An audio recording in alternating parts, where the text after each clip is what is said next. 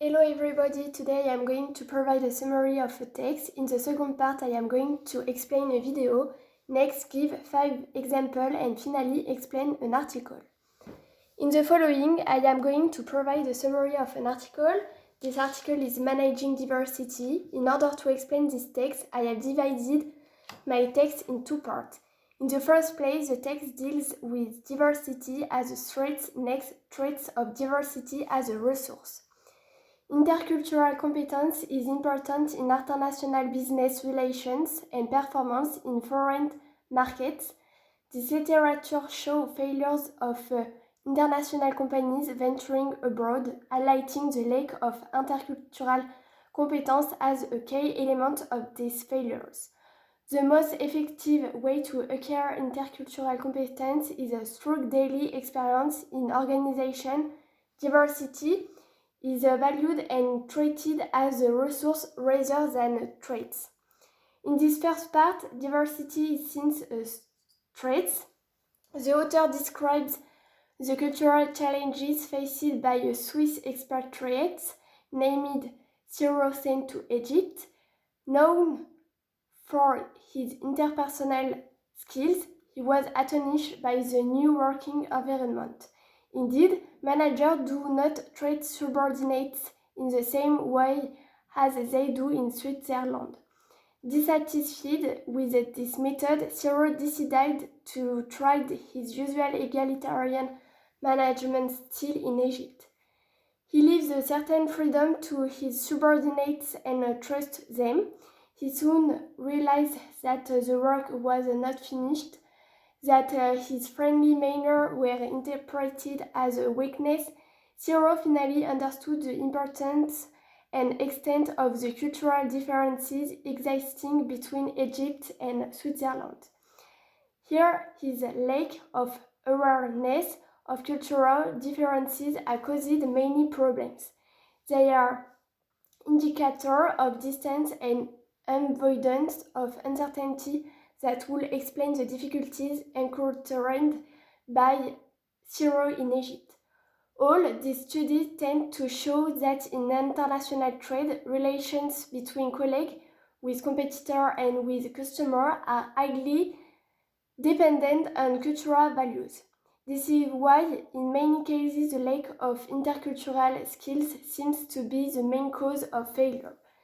This paper aims to identify possible solutions to improve intercultural competence in international business, but in order to continue, we first need to clarify the concepts of cultural and intercultural competence. In this second part, diversity is seen as a resource. According to researcher, culture is considered to be homogeneous within a nation and stable. Cultural differences are inevitably seen as sources of conflict, problems, and misunderstandings, but identity is multidimensional and cannot be reduced to a single aspect. Each person is free to compose his or her own identity in multiple dimensions.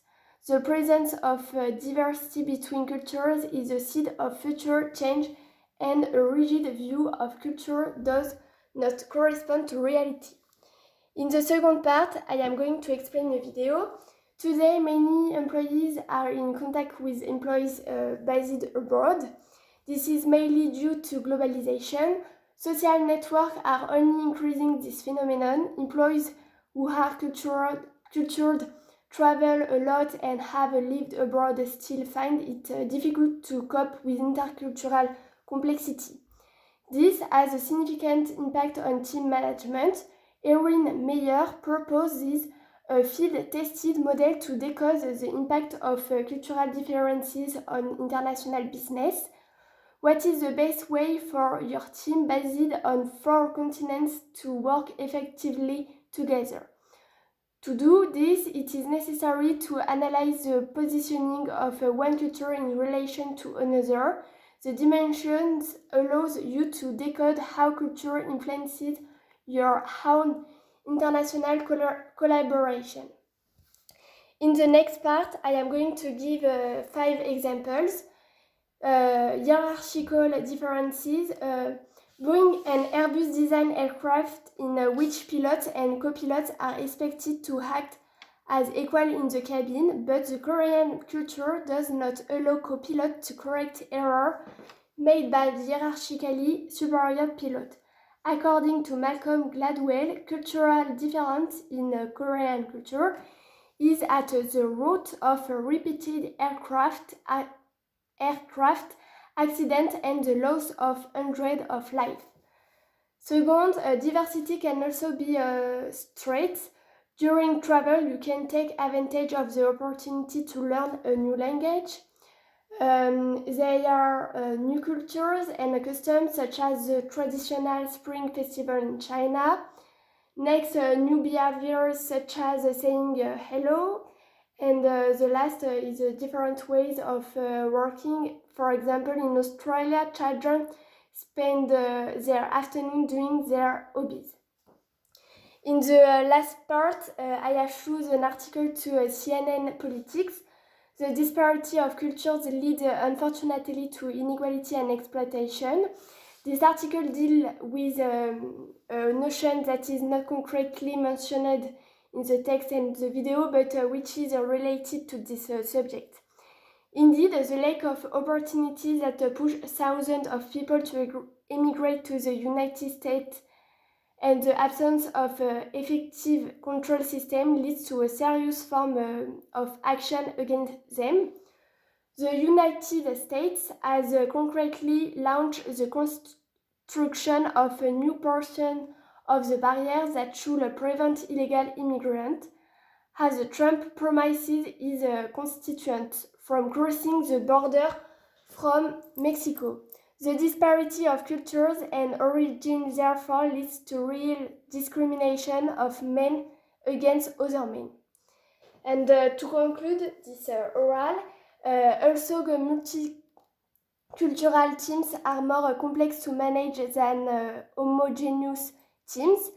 They have real advantage for the acquisition of intercultural skills. Diversity, if properly managed, is very valuable. And in the last part, there is a question. In your opinion, should the difference in culture be a threat or a threat?